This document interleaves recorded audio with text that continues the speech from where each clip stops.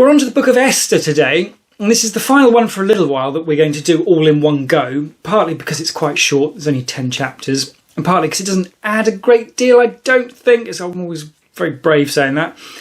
But it takes place during the same period that's covered in Ezra and Nehemiah. We open here with King Xerxes, because we're back with him again. He's seemingly having some sort of big party to show off how great and rich he is and all that sort of thing. But there's mention here that on day 7 of his party, he's in high spirits because of the wine. You're thinking, blimey, that's a party animal, isn't it? I don't know how old he is, to be fair, but I'm only in my mid-40s, and a good party performance for me is 3 hours, and I'm asleep. This guy, 7 days back-to-back partying, and he's still going in high spirits. Crazy. Anyway, as part of this massive party and his showing off, he orders that the Queen turns up, because apparently she's particularly nice to look at, and he wants everyone to look at his Queen and say how wonderful she is. But he sends orders for her to turn up, and she refuses. This inspires all sorts of panic in the kingdom between the king and his advisors. So, oh no, it's going to set a precedent that women can just not do what their husbands want them to do.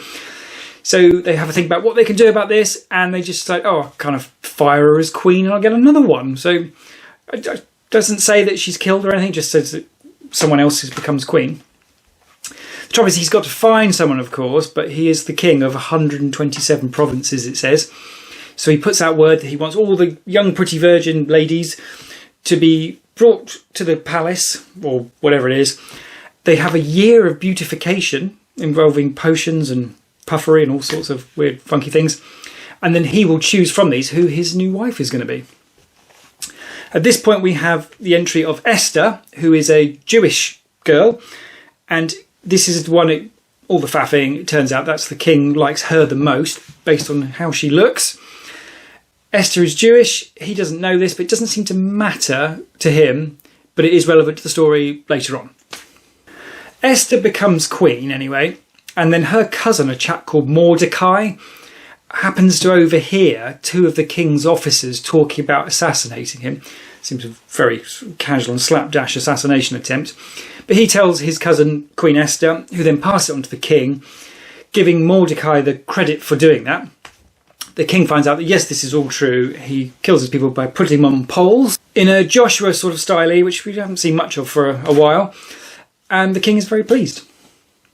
We then meet a chap called Haman, like He-Man, but with Ha, who is appointed as one of the highest officials of Xerxes' government, for want of a better word. I don't know how he gets this job, though, because Haman is a complete psychopathic nutcase. And for some reason, Mordecai doesn't like Haman. Perhaps it was in there, I just missed it, but whatever. This is made known to Haman anyway, because Mordecai won't kneel down to him and all the rest of it. And this is very upsetting for Haman, who is clearly a total narcissist. And he happens to know that Mordecai is Jewish, and he decides for some reason that it's not enough just to kill Mordecai for his insolence, but he needs to wipe out the entirety of the Jews. It doesn't say anything about if this guy had any virtues or how he got the job or why he's in charge, but clearly a bit of a nutter. The next bit gets a little weird because Haman goes to King Xerxes and basically seems to ask him for permission to wipe out the Jews, which Xerxes kind of gives. As I read it, it sounded like he said, yeah, fine, go ahead. But that then conflicts with later on, which we'll wrap up in a minute. Anyway, this order is given that it's okay to wipe the Jews out. Mordecai hears this again. I don't know how he's lurking around, listening to all sorts of things. Tells Esther, who is also Jewish, to petition the king, like, this is not such a great idea.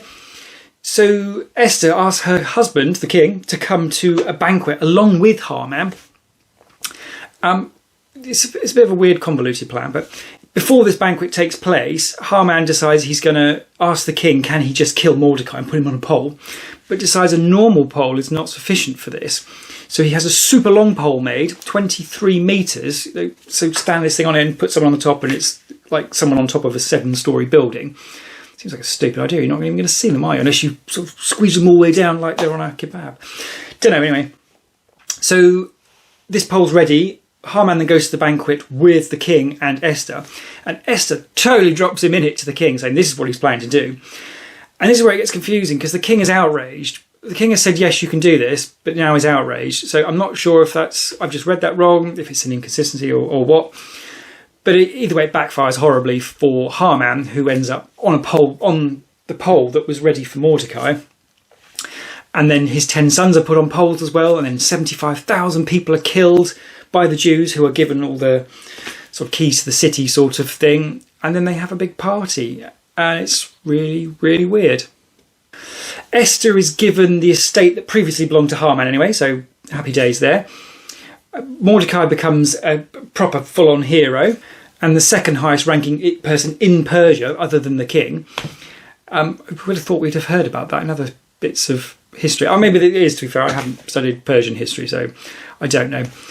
And interesting as well, a lot of people decide to become Jewish, which is, well, it's interesting in the sense that is it starting at this point to indicate a difference between followers of Judaism and what was Israelites? So I don't know. Bit of a strange one there. In the short version of that, anyway, not a great deal happens. It's just an absolute moron in the form of Haman decides, I'm going to kill the Jews because I'm really angry. And it backfires horribly and he ends up on a spike with all his family. So, yeah, I mean, it's almost funny. Although I thought I remembered that God was saying that earlier on, the sons will never be punished for the sins of the father. And yet the 10 sons are put on poles.